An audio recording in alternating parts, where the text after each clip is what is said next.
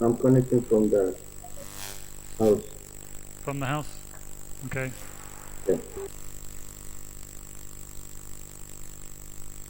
Okay, I'm sharing my screen now.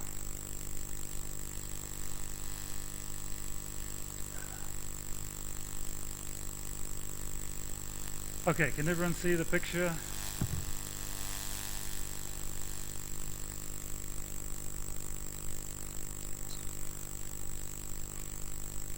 Talk to me, Lay and Paul Moresby. Can you see the picture? Yes, we can. Good. So what is this communicating to us? What do you see in this picture about meetings?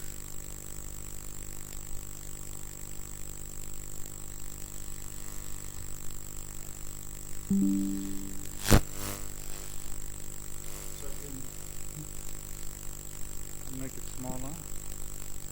What do you see in this meeting? Discussion or conflict. Discussion and conflict, yes. What else? Argument. Yes. Some are arguing.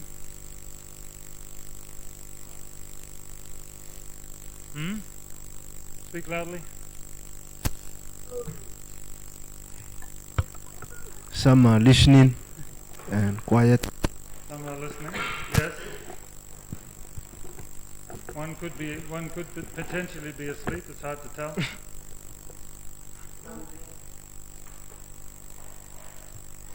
Going through a list and Go ahead. Moresby again. yeah, going through a list of something and then they discuss about it. Can you see what the list is saying?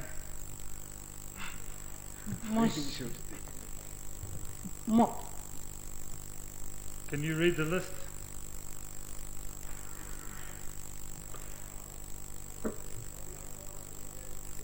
Yeah. It says financial statement. Yeah. Sometimes the finance. The chairman Go ahead. Go ahead, Moresby. looks like Phil, looks like chairman is giving a report on financial statement, and the two at the back is just observing, listening, and not really sure what to do, and two in front are really attacking the chairman. Yeah. Yes.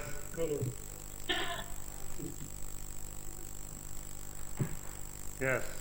And guess where the lady is? Right at the back. Maybe she's doing the minutes or something. Anyway. All right, so there's an example of a church board meeting. Yeah.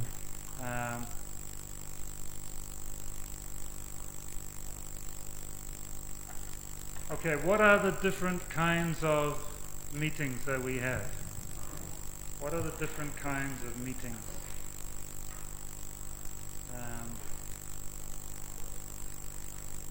Let's just we won't discuss it in groups, but just tell me what you think. What are some different kinds of meetings? Just shout it out here, Barnes. Don't worry about the microphone. Shout it out.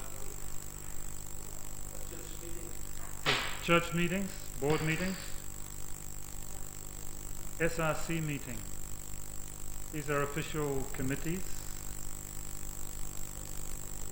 What else? College board meeting is another official governance board. Elders meeting. Elders, yes. Staff meeting, yes. Elders and Say loudly. Moresby. and different ministry meetings. Yeah. Different ministry Ministry team. Yes. like Sunday school. Recruitment, yes. Council meeting. Most of you are thinking of very official governance organizations.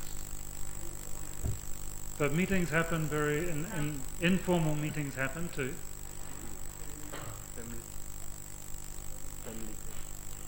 Yeah, Phil, Family meetings.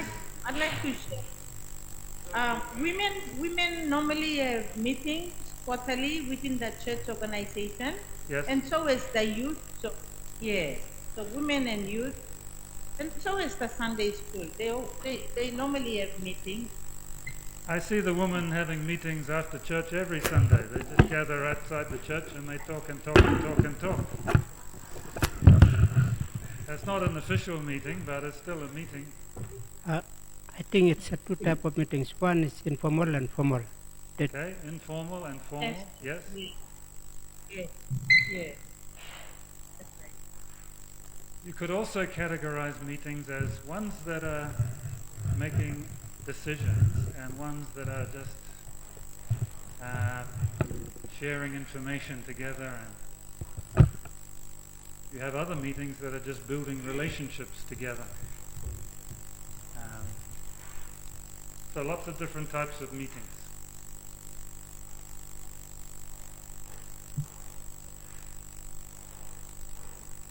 Here we go.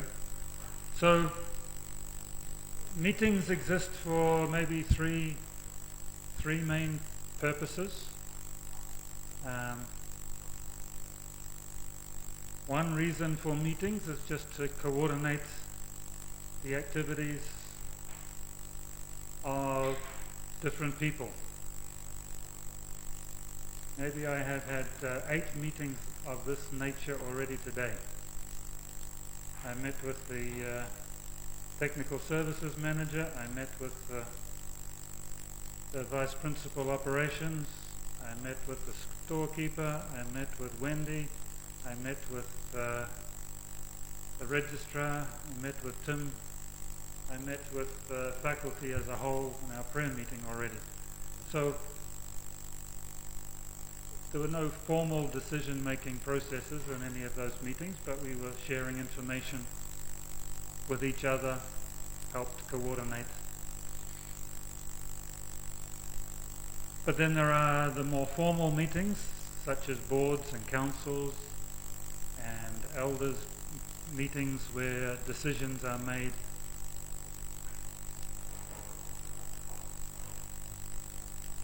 And then a third purpose is to build commitment and cohesion as a group. The committees or the teams or the groups will function a lot better if there's a good level of trust and cohesion between members of the group.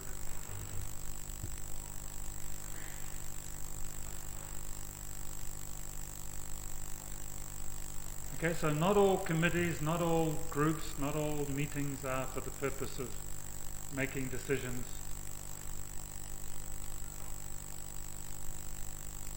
And all of our meetings have a combination of these 3 purposes. So these purposes are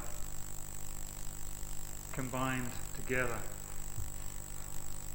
Okay, groups of 2 or 3, talk about what are the characteristics of a successful meeting. And think about your own experience of different kinds of meetings. They could be informal, they could be formal. So talk about this for five or so minutes. Come up with a list of characteristics.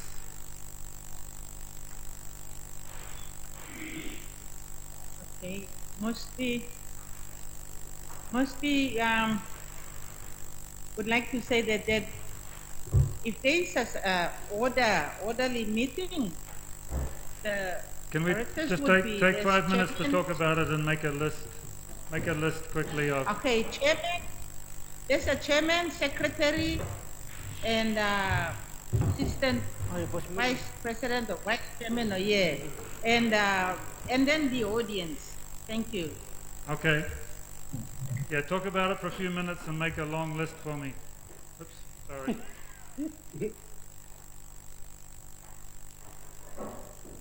Make me a list. Tony, you have to make your list on your own.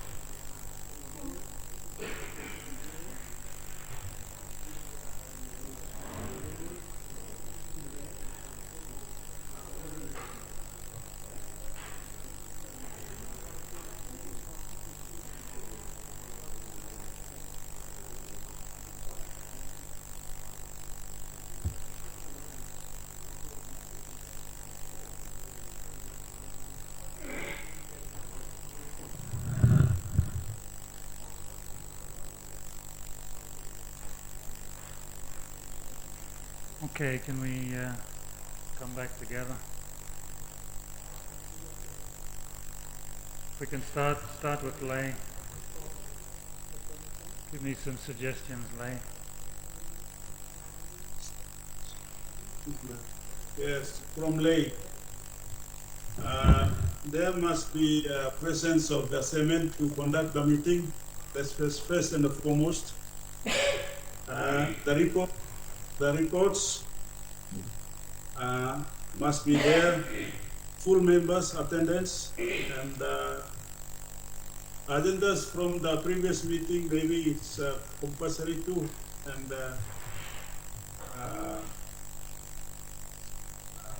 matters from the previous meeting. There are some of the things that make a meeting successful. Okay. Thank you.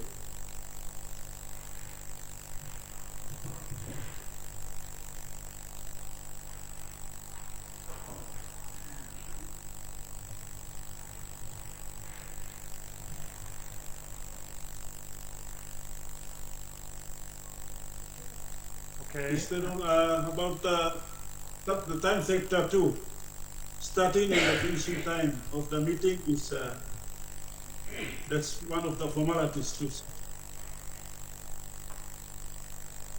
Thank you. So starting on time, did you say?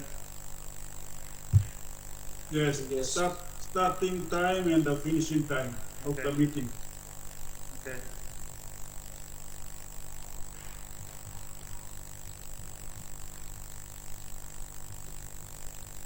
Okay.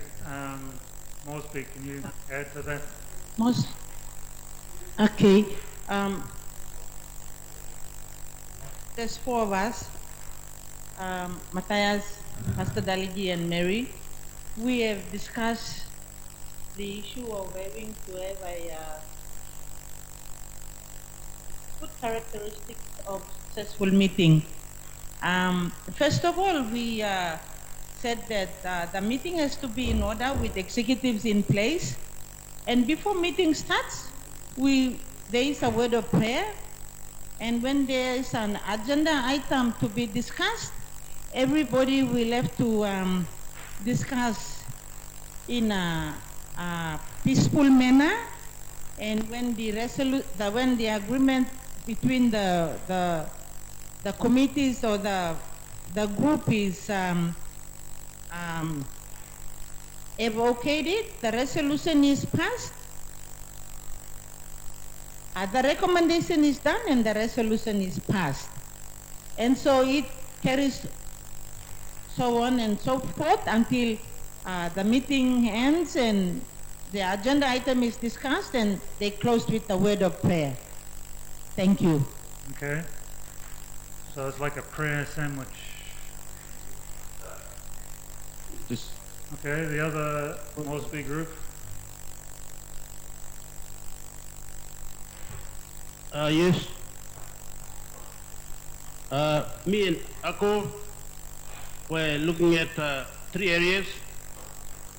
One is before the meeting, two is during the meeting, and the third is after the meeting. There are many things are there to look at, but first we look at the chairman have to announce the meeting in a prior time, giving enough time for the committee members to attend, giving the right date, time, and venue. That's before the meeting. And after the meeting, during the meeting, also participate and at least contribute the ideas so that one cannot keep something to himself and after the meeting he can say another thing outside. So everyone should participate during the meeting and put their ideas together. And after the meeting, all should agree to work together towards achieving the goal in a given time frame. Thank you. just to add on to the number one, before a meeting, I think the chairman has to distribute the agenda points to the membership, so everybody aware of the timing and everything, and they are prepared to present themselves in the meeting. So otherwise, the meeting will be beating around the bush, and they won't achieve anything. Thank you. Okay, very good, very nice. Okay, the page is full up, sorry, Barnes. Anyone from Barnes? Who has the microphone? Whoever has the microphone speaks.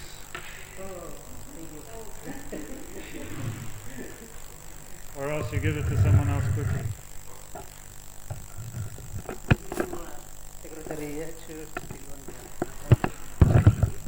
Every meeting needs a good secretary.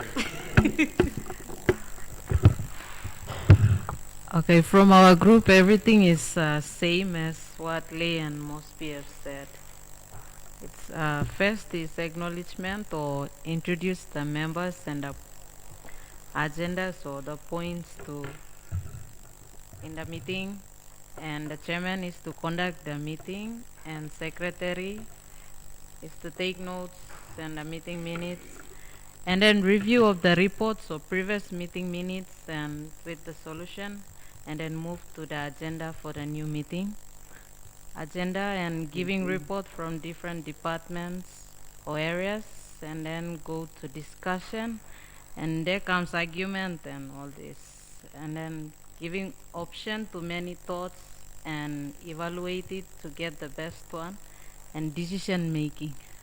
So, Port Moresby is saying peaceful. Deal is saying arguments. Do we want peaceful or arguments? Hands up if you want peaceful.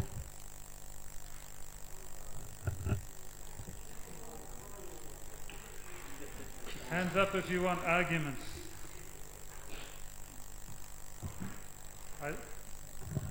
Let's vote again, because I didn't see everyone voting. Okay, do you want peaceful discussion? Hands up.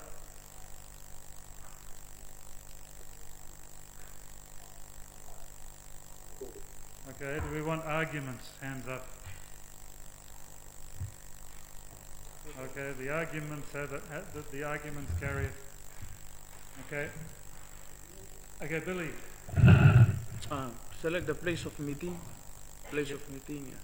Create conducive environment for the meeting. Say that again. Create a conducive environment for the meeting. Good environment, yes. Yes. Good relationship. Build good relationship. Yes, yes.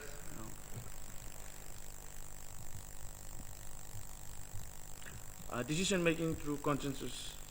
Okay. And raise the questions or comment through chairperson. Raise the questions. And questions and comments through chairperson. So everything goes through the chairperson. He's the main man. Main person. No shortcut. Everything through the chairman.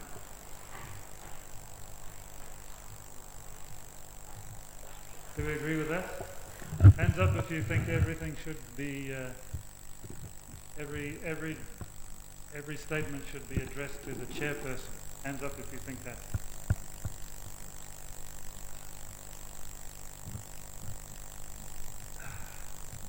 Okay. All right. Microphone goes somewhere else. Magic.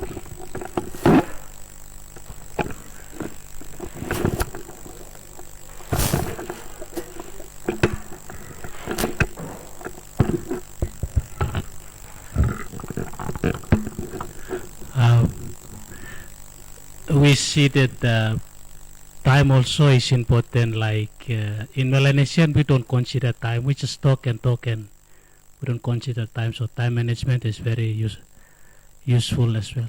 Okay. Okay. One last group. Run it across. Dorota, run. Run. Over here. Run. Run. Run.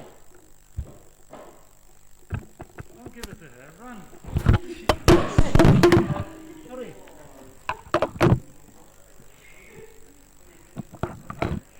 Okay. Just carry it. Carry it. You can walk. All right, thank you. I think most of the list is already listed up there. Only few characteristics of a successful meeting that we want to contribute is that a meeting that that provokes argument. Critics. And another thing is that a good meeting is a meeting that values and respects others' opinion and ideas. And the last one is a meeting that has a good resolution or with a good consensus at the end. Okay, so you're agreeing with the consensus? relationships are important, and some arguments are okay.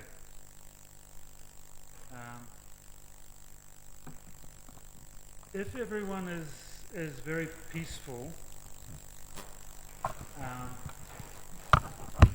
and if everyone is overly concerned at keeping the peace, you will not get good debate, you will not get good decisions. Good decisions come when you are willing to challenge the ideas of each other, and when you are willing to speak out against other ideas. Now, there are two sides to it. You need to be willing to argue and debate your ideas, but you also need to be willing to listen and to submit, be humble. So we need good committee members are both willing to argue, but also willing to listen and to change their views if they are convinced otherwise. Okay, excellent list. Let me give you my list. I only have 4 things. You had 12 things. So this is in your notes that are on cluster, but I prefer that you don't look at your laptops at the moment. So Moresby, I prefer you to make notes on paper rather than look at your laptop during class. Just my preference. The research is that by writing notes and by using handwriting, you are much more likely to remember, and it helps your thinking process, whereas the laptop typically just distracts you, because there are many things to do on the laptop and it distracts you, and you become focused on the laptop, not on your... Anyway, back to my list.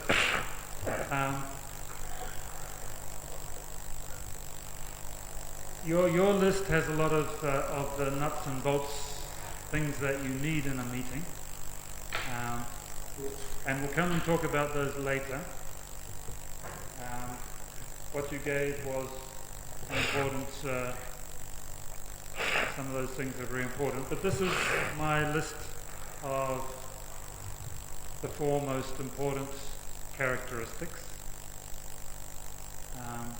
And the first is that the group members are clear about their purpose, that they know what the committee or the group or the team is, what the purpose of the team is, and they have a common commitment to work together. Now, relationships are important, but if you have a common purpose, people will pull together. If you are committed to something, then you will put aside your differences and you will develop those good relationships.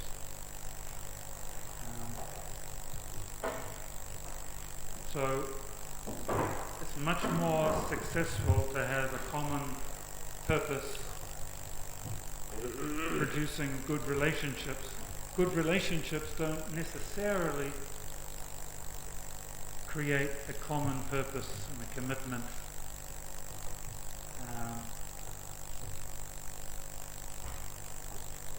Now, in order to achieve this in a committee or a group, the chairperson has the responsibility of making clear each time you meet what the reason for the committee or the group is.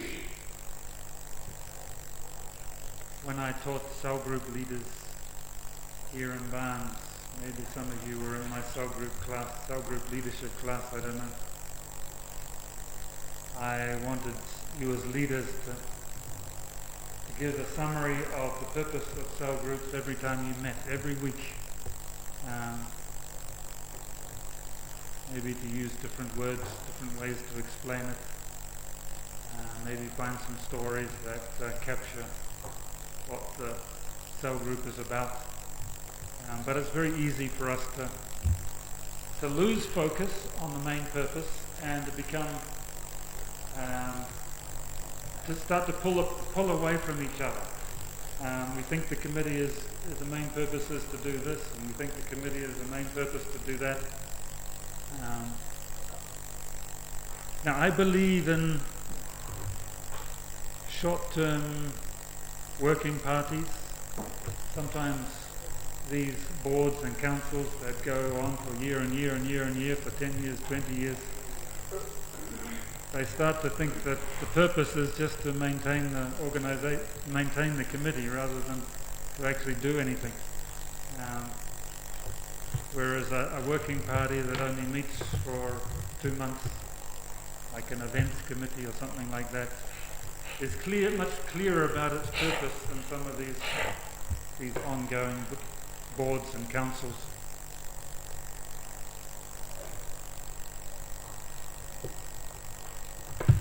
Okay, the second characteristic is that the committee is as small as possible, but involving all the necessary people. You want people that can add value to the discussion. Don't just necessarily have a lot of people there that are representing different sectors. Make sure that the committee has the right people in it. Sometimes it's important to have representatives, but sometimes that is not helping the committee because we we're not pulling together as a group. We are kind of we're thinking we're representing another group, and so we never create the kind of cohesion, kind of unity that builds strong teamwork. So the bigger the committee, the harder it is to make decisions. The smaller the group, the easier it is to make decisions. But you want the right kind of people on the committee, not... Now you need, when I say small, I don't mean 2 or 3. I mean maybe 5 or 6. If you're only 2 or 3, there's not enough people to create alternative ideas.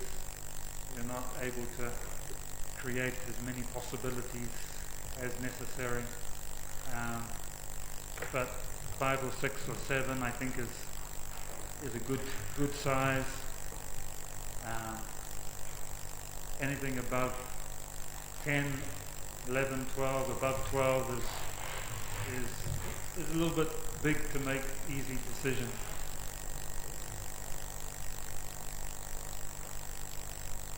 Jesus could manage 12, but some of us can't manage 12 very well.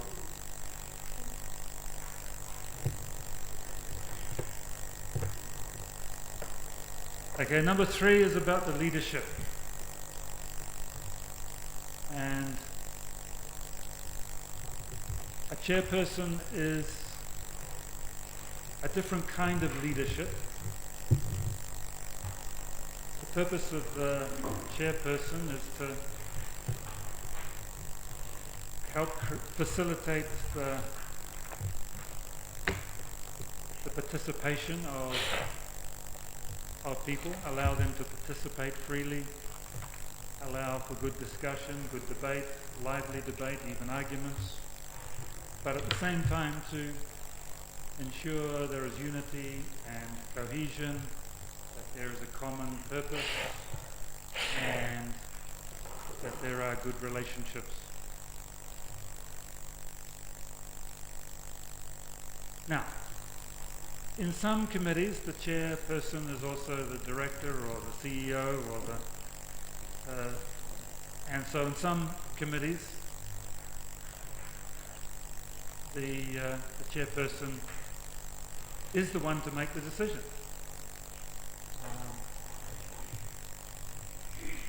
Here at CLTC, the MET committee, it is run mostly by consensus, but strictly speaking, it's the principal that makes the decisions. That's the organizational structure. And in some organizations, the committees they're advisory to the CEO. The CEO makes the decisions, and the board or the committee is just an advisory group to the CEO. So there are different ways. But all that to say is that successful committees, they do have a kind of leadership that's concerned both for making the decisions, achieving the tasks, and helping build relationships and have a concern for the individuals on the committee.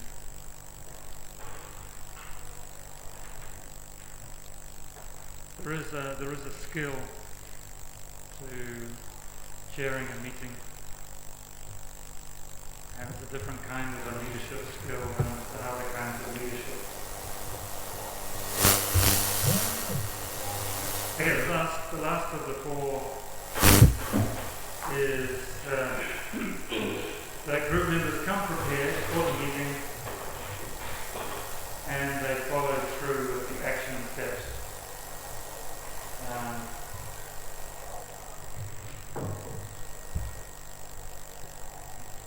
This is the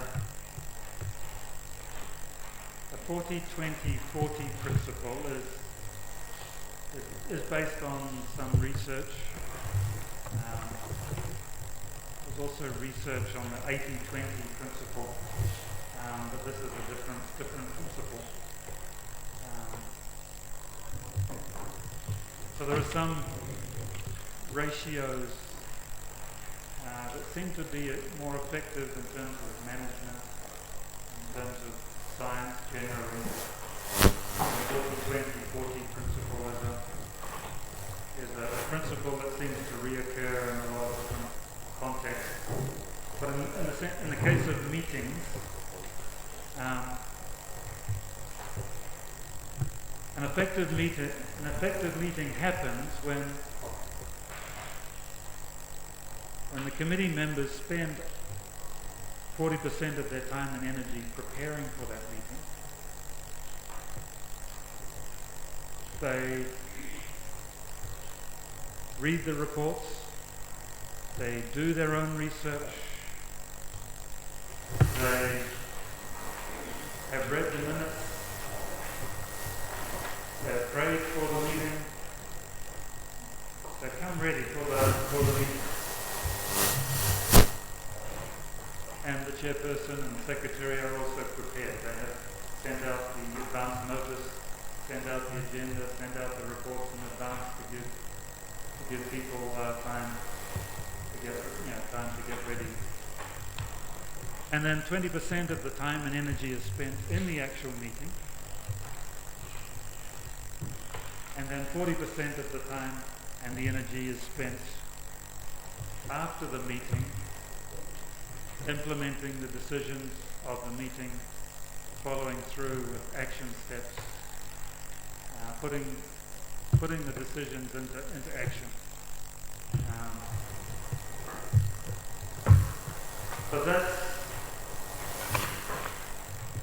So the meeting is like in a sandwich. The actual time that you spend in the meeting is relatively small compared to your preparation for that meeting and the follow through of different action steps.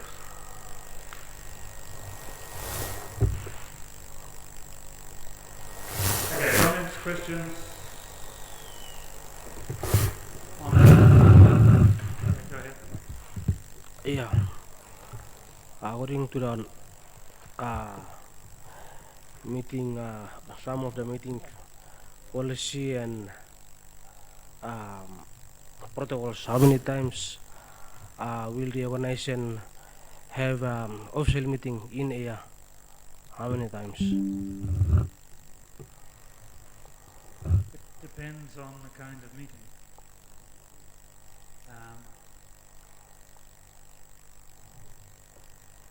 Faculty have a meeting every week.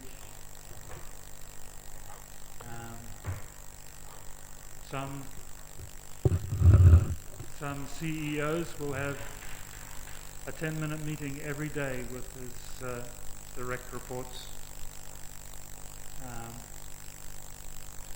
If you're a pastor and you have an associate pastor and a youth pastor, you would have a meeting with them every day.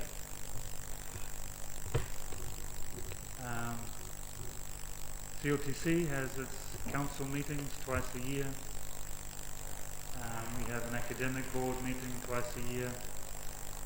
We have a national academic committee every month. So there is no set time schedule.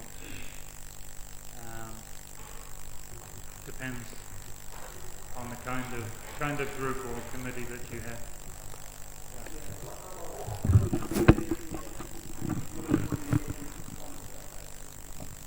Yeah, communication is an important characteristic.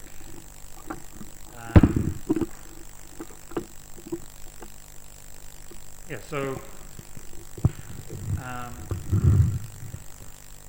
a lot of meetings these days are done online through Zoom or WhatsApp or other platforms.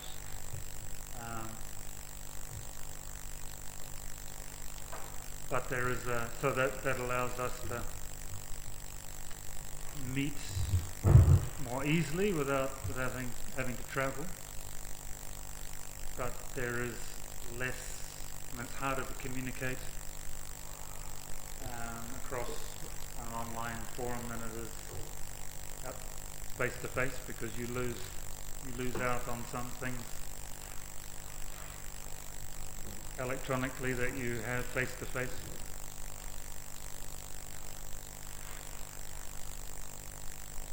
Any other comments? Yeah. Microphone. Come and get it. Come and get it.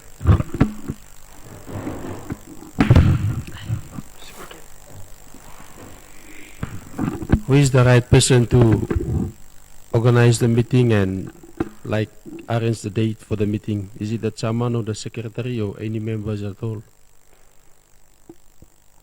Again, anyone could organize the meeting, but the chairperson needs to be the one that approves it. So the chairperson is the one with responsibility to make sure that the meetings happen and that the meetings are well organized. But it could be the chairperson that calls the meeting, it could be the secretary that calls the meeting. The chairperson could ask someone else to organize the meeting. It doesn't matter who organizes the meeting, but the responsibility is with the chairperson.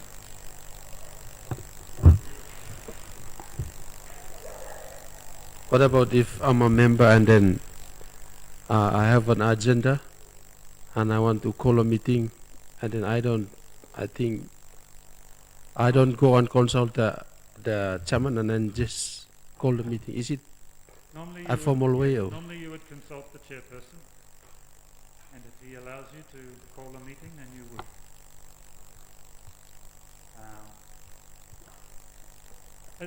Here at CLTC, with the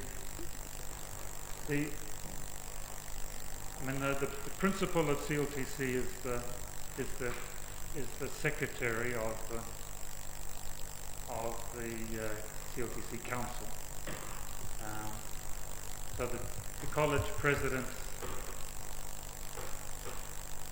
doesn't normally, he wouldn't normally call a meeting, but the principal would consult with the chairperson, with the president, and call the meeting.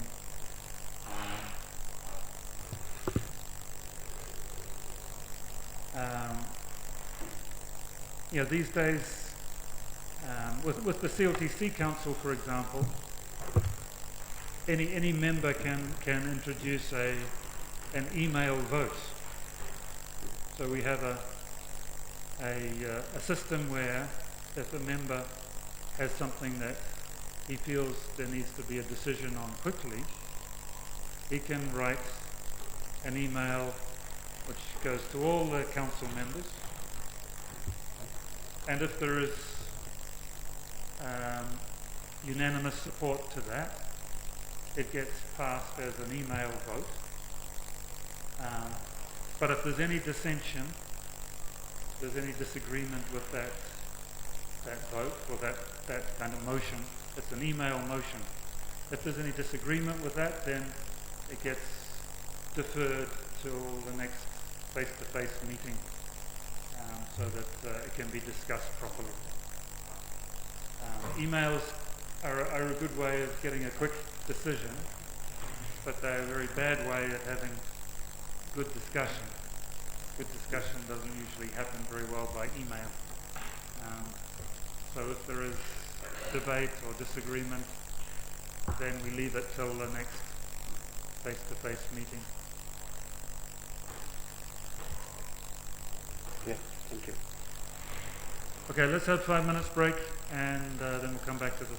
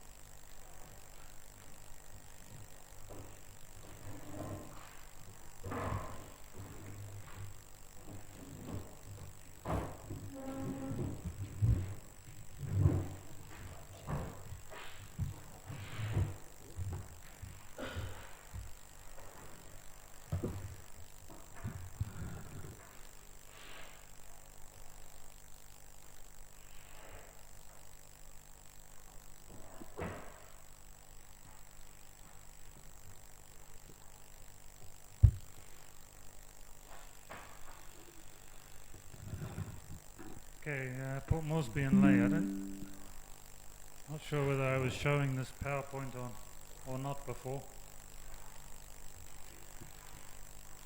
Those were the 4 characteristics of successful groups and committees.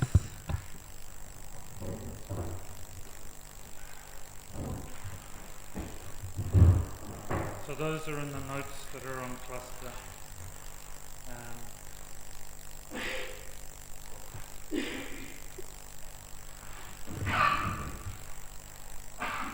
And then this diagram showing the 40-20-40 principle of 40% preparation, 40% of time and energy, 20% in the meeting, and then 40% of time and energy in the follow up the action steps.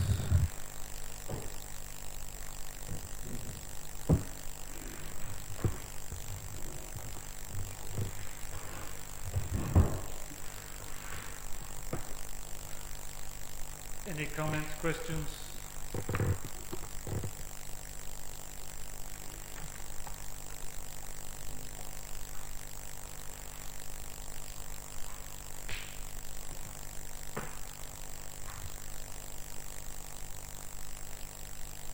Okay, let me talk about the role of the chairperson. Seven things that the chairperson does. And again, these notes are on cluster. But just, let me read them through first. So the chairperson is the one to organize the meetings often, but he can delegate that to the secretary or someone else on the committee. The chairperson must be involved in the preparing of the agenda, but again, the secretary can help, other members can help. Often we invite the members of the committee to contribute agenda items.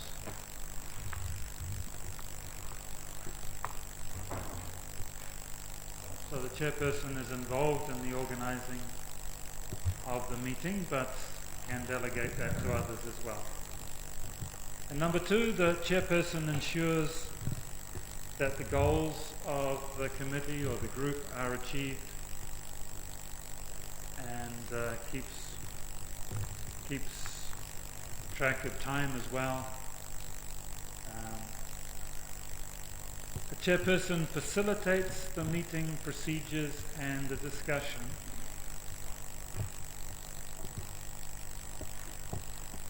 But the chairperson doesn't necessarily have to be the one in the middle that everyone talks to. Particularly in more informal meetings.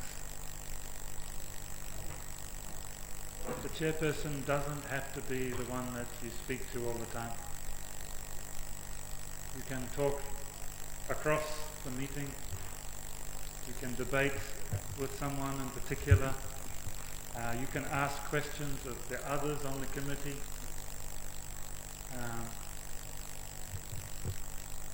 Say, for example, someone on the committee makes a point, but you don't quite understand what he's saying. In most committees, it's fine for one committee member to ask the person to explain that further or to give further information. You don't have to rely on the chairperson to ask that question. I believe that committee members are all there to help facilitate the meeting.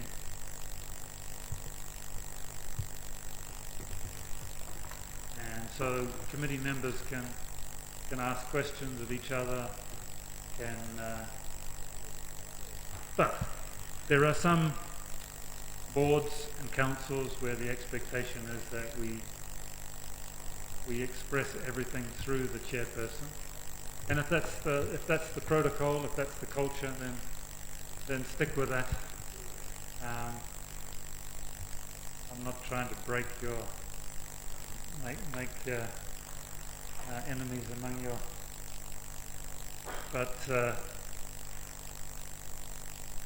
it works better if there is some freedom to discuss and debate without having to address the chairman all the time or the chairperson. Number three, the chairperson is to give everyone a fair turn to talk. In fact, to encourage participation of everybody.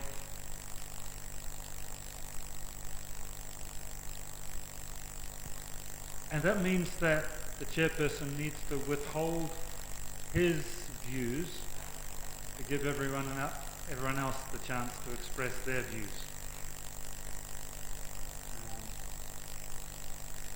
The chairperson is allowed to give his or her own views, but you have to do that carefully, because otherwise you dictate the discussion, or you prevent good discussion.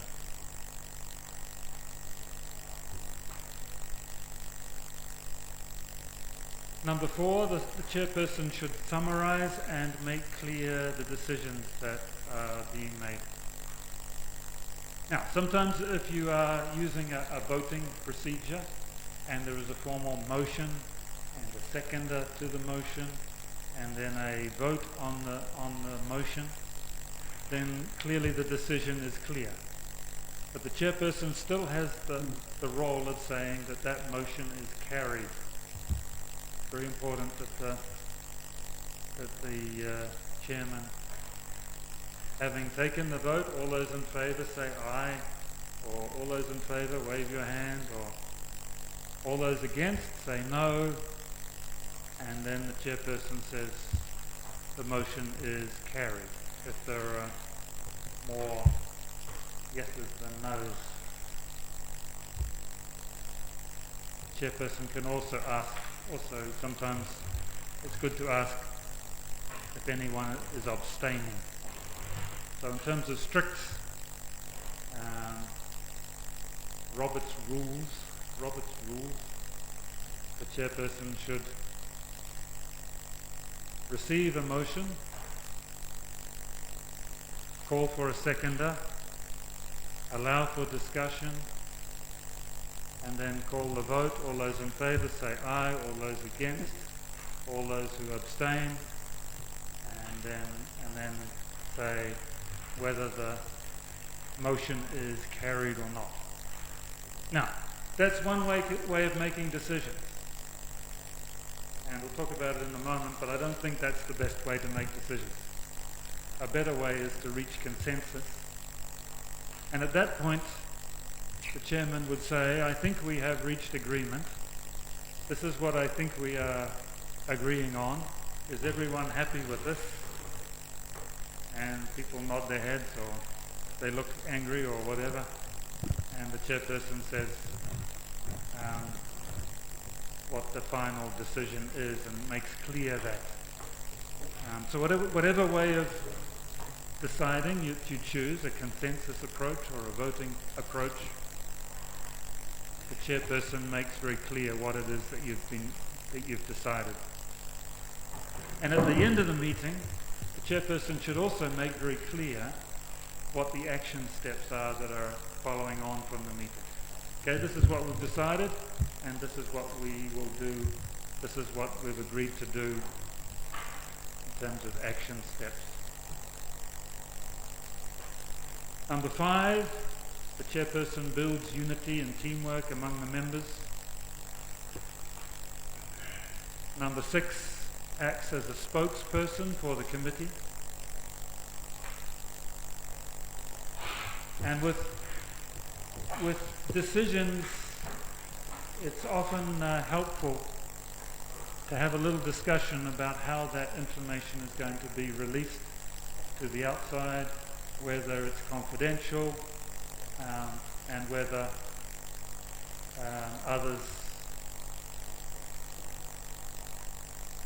are allowed to talk about this outside the meeting or not.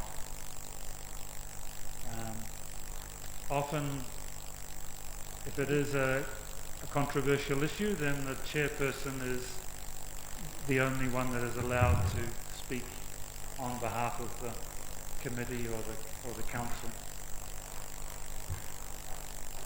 And number 7, the chairperson checks the minutes before they are circulated.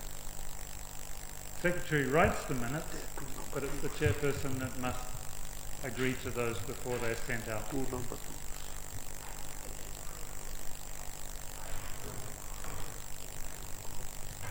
Are you in agreement with these 7?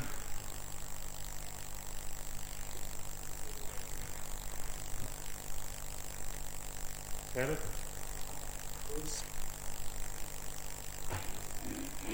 Any discussion on these 7?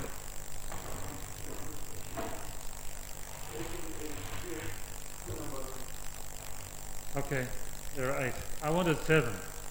I only like 7, that's why I cheated.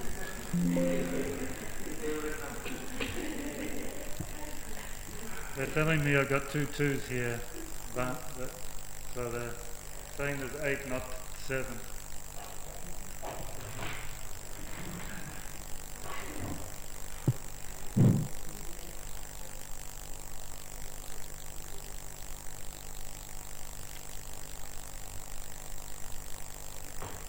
Okay. One question from Mosby. Go ahead. Yeah. When someone moves the motion, and the said person will ask for who want to second it, and sometimes the committees feel reluctant to second it. Is there any reason why, or is there any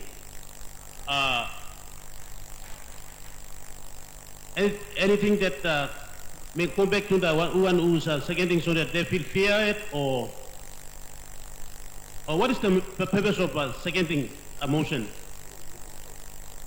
So you want, before the motion is discussed, you want to make sure that there is a little bit of support for it.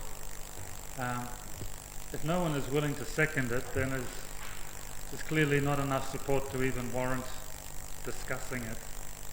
So the motion then lapses. There's no seconder, the motion lapses. So typically in a meeting, you discuss an issue for a while, and then someone feels that there is a level of agreement or there is a level of direction in the discussion, so they will move a motion that expresses their viewpoint but also takes advantage of what he or she senses as a level of consensus in the discussion so far. So the seconder is the chairman just testing out that at least someone else is in favour. And then you have a little bit more discussion about the motion, and then you put the motion. Yeah, so it's just a way to test out some level of agreement. I have a question here. Question regarding this is the meeting of an organization. Now my question is, behind this meeting, is there any laws, the bylaws of the organization governing the meeting? When we make decision or we agree, we base on this law to make decisions. So there can be. Depends on the organization. So we have, CLTC has about 70 pages of governance manual. We have a governance manual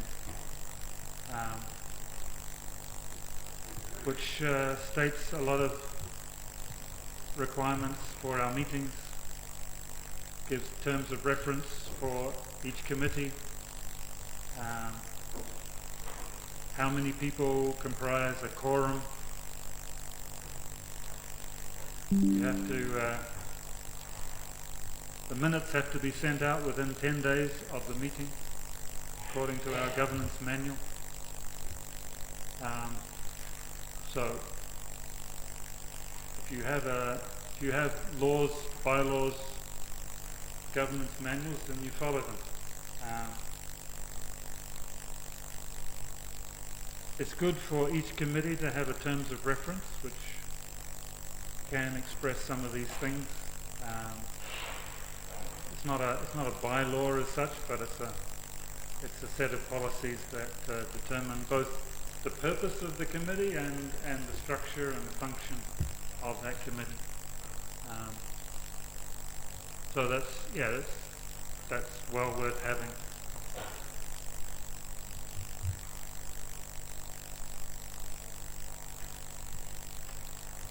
Any other questions, comments? From Lee. Go ahead, Lee. Yes, I just want to make a comment here. I'm from mainland church background, and being a chairman for the church and at the same time community, multicultural community. And according to the points that I think about 8 points, I always make sure that there must be a word of prayer must open the meeting first, and then after the meeting, there must be a prayer that has to be done to finish the meeting. And secondly, both in the states and the community, agenda number one, the financial report is always, what can I say? It is a big agenda that normally members of the community or even the states members cannot come to a better understanding. It always being an agenda, especially in the terms of financial agenda. Yes. And that is still experiencing in mainland churches today now.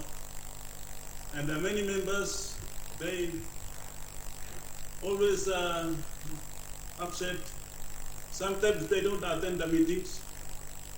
So we have to look for them and call them to attend the meeting sometimes. And many members, I can tell you, they feel reluctant to attend the meeting because there is no proper financial report. Thank you. Yes. Again, it depends on the nature of the committee, whether finance is an important agenda item, but yeah, often it is. So a church board would typically consider the finance report. Sometimes if the church board meets regularly, every 2 weeks or every month, you might only have a finance report once every 2 months, or once a quarter. But yes, it's an important part of a lot of boards. Okay, Anton, with the microphone. One more question from Mosby. Go ahead, Mosby. Yeah, is it a good practice to abstain from attending the meeting when you know that the decision will be, or the resolution will be against your idea? Because you already had some rumors that the chairman or the pastor has interest in the matter, and he already made a decision in his mind that he will pursue that in the meeting. So which you are against it, so you also know that the majority of the committees will go for it, and you realize that you will against it, so you will be only one. So is it good idea to abstain from attending the meeting? Thank you. What do others think on that?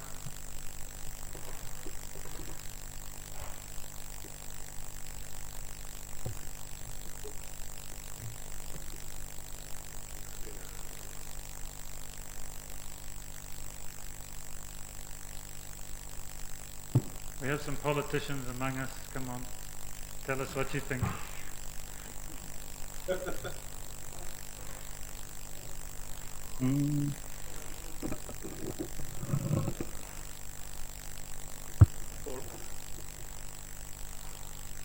Is it a good idea to not attend the meeting when you know the decision is going to go against you?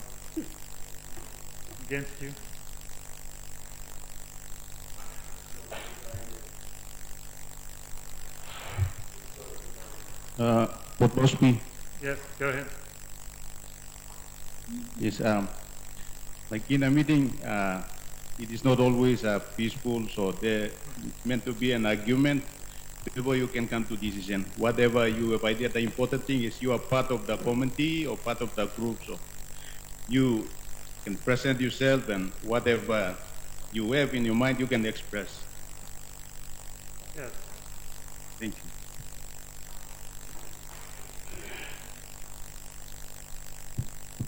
Yeah, I think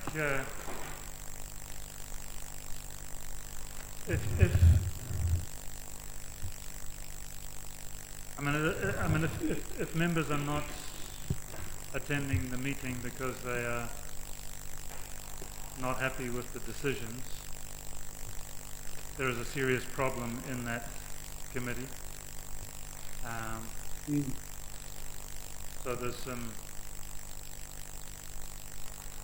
structural issues, some personality issues.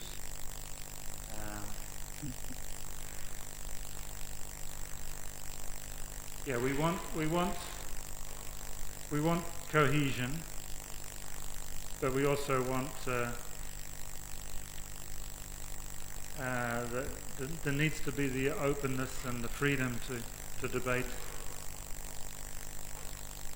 So we shouldn't come to a meeting feeling as though the decisions have already been made. If we are coming to a meeting where the decisions are already have been made, then yeah, maybe we stand down from that committee. I have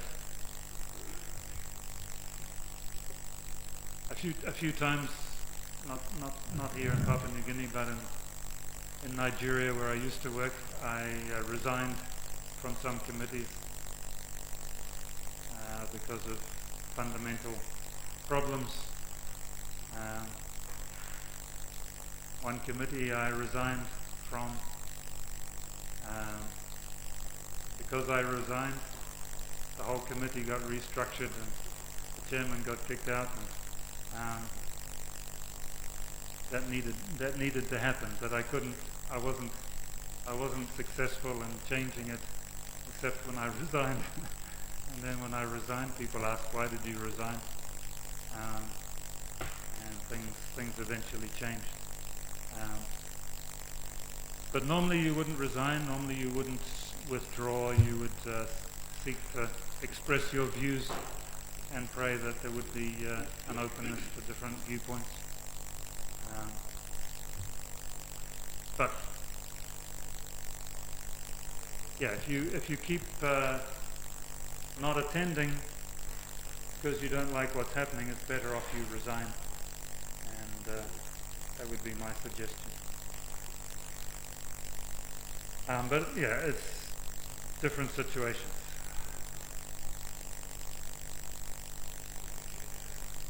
Okay, I want you just to talk just for 5 minutes. I've listed the things that the chairperson does. I want you just to discuss what qualities are important for a chairperson. What qualities, makes a good chairperson. So just 5 minutes discussion on this one, please.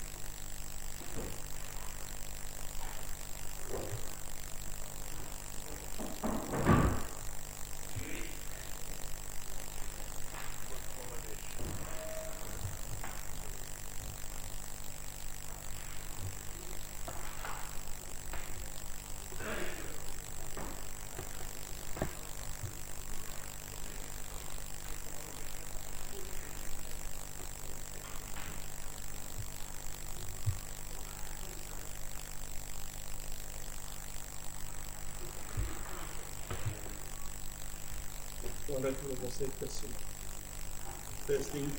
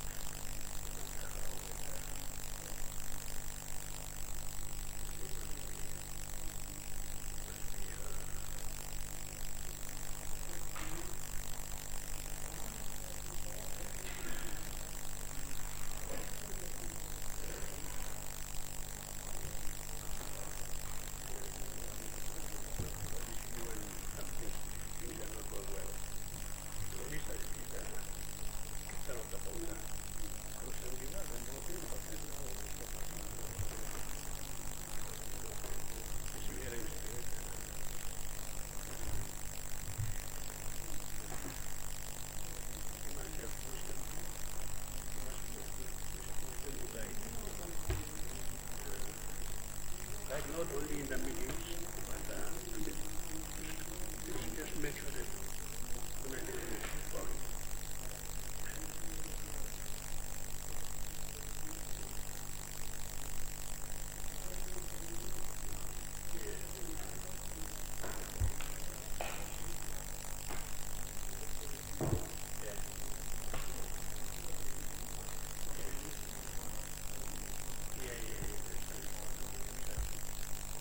So you can connect one idea from another idea and then put it together and make a good decision.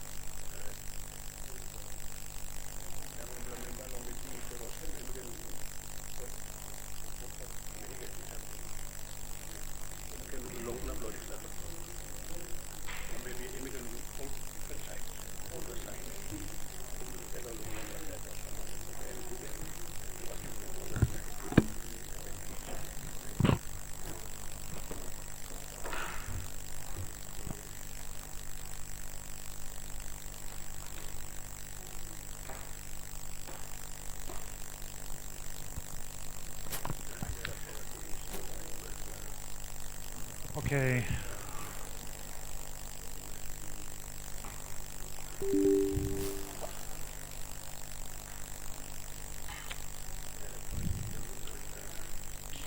Tony, we haven't heard from you. What are you thinking, Tony?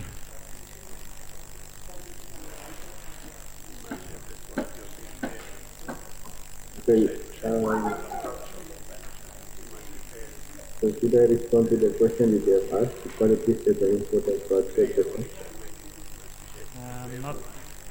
You're not clear. Not clear, Tony. Just go closer to the mic, maybe, or try again. Try again. Volume's good. It's not clear.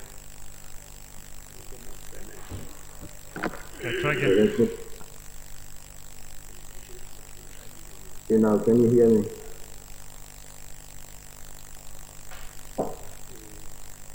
Okay. I think some of the qualities that are important for session is, for me, the first one I put at the list is that he or she must be a good listener, able to listen to his members well and able to understand the concerns of the members in the committee. Also, the second on my list I put is to have the courage to make decisions that the committees agrees to, even the risky ones. Okay. And then one who maintains a good relationship with all the members of the committee, but he is not biased in his relationship, meaning he does not show favoritism, and one who maintains a healthy communication with all the members of the committee. Okay. Okay. Ability to facilitate decisions, courage. Alex. Build good relationship. Yeah, relationship. Is that all you talked about? Have good have good communication skills. Communication skills. And also be respectful in terms of arguments and views for other members in the meeting. Okay. Okay, open to other views.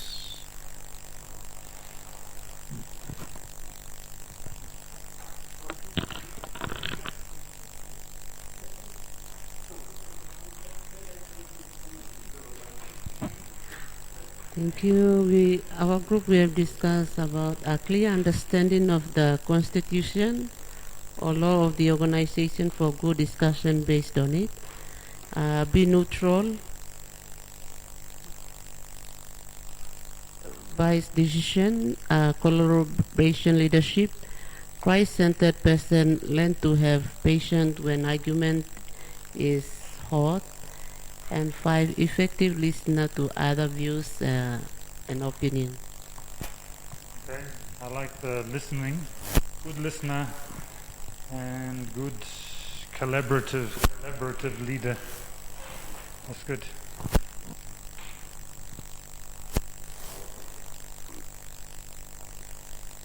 Correcting views from the other friends or within the group members, point of order, and must always present in the meetings, and knowledgeable person where he must know the background knowledge about the purpose of the meeting and the work that they are going to do before present in the meeting, and the purpose of meeting you must know. Okay, must understand the purpose. Anything else, Barnes? Any other ideas, Barnes? There we go.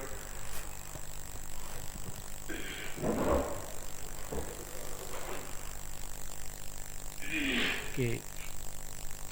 The chairman must have a quality of knowledgeable, meaning he should handle and understand what the meeting they should conduct, how to conduct it. So he must have a good knowledgeable, and he must also have a quality of patient heart and to control the meeting peacefully, and he must also have self-control to control the mood of that meeting, and he must also have good listener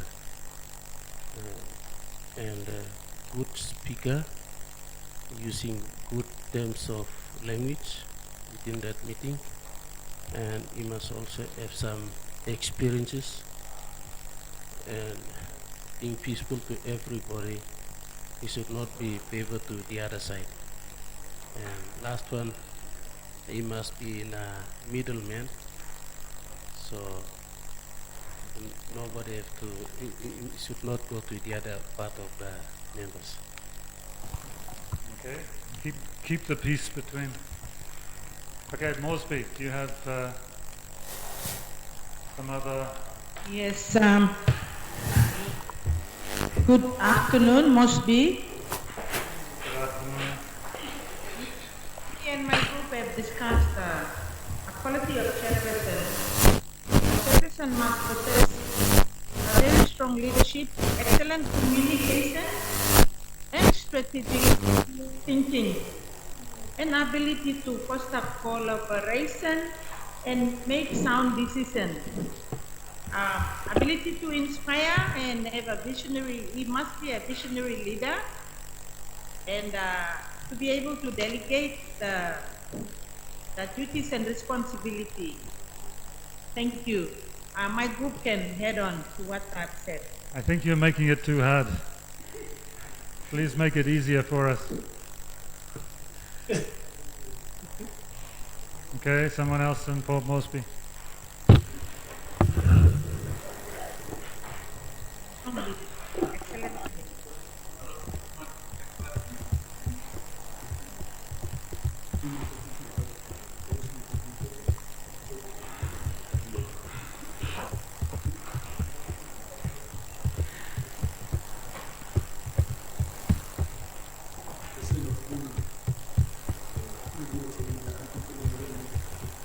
Okay, we're not hearing you, Port Moresby.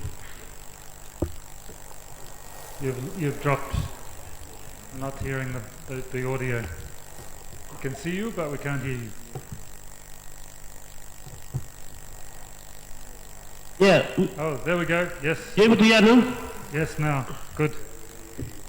Yeah. Most of the things I've said already.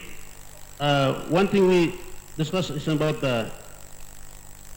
someone who should have better knowledge about the organization and its procedures, and someone who is senior in the organization should be the chairman, so that their decisions can be respected. Thank you. Okay. Sounds like more politics to me.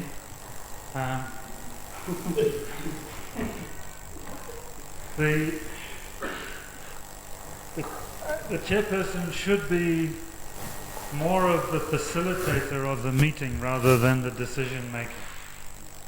Now that is not, depends on the kind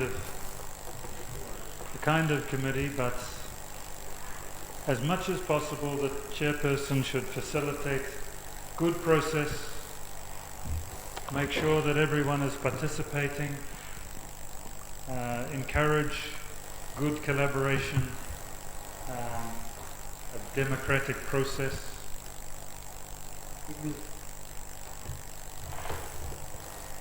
And that takes a lot of skill. You've got to listen well, you've got to see who's not speaking and who is speaking and give people a fair chance. You've got to draw out some, you've got to stop others. Some of them are trying to dominate, so you've got to shut them up. Some of them are too quiet, so you want to encourage them to speak. And all the time you've got to be following the discussion, seeing where there is consensus and where there's not, and occasionally summarizing the discussion. This is where we've got to so far. These are the viewpoints we've considered. So making a path to a final decision. It's complicated. But a controlling chairperson will not produce good teamwork, consensus. Now, sometimes the committee is just an advisory committee and is not there to make decisions, it's just there to give information to the chairperson. But if it is meant to be a collaborative, democratic committee, then the chairperson must facilitate and be fair and considerate of each person. And at the end of the meeting, the chairperson needs to make clear what decisions have been made and what action steps are going to be taken. That's so critical that you summarize at the end, with the help of the secretary, what's been decided and who's going to take action on each point.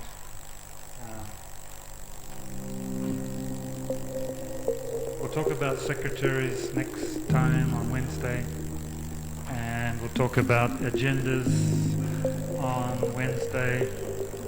So there are notes on the cluster page. Yes, I'll make a place for it on cluster. I should have done that already. My apologies.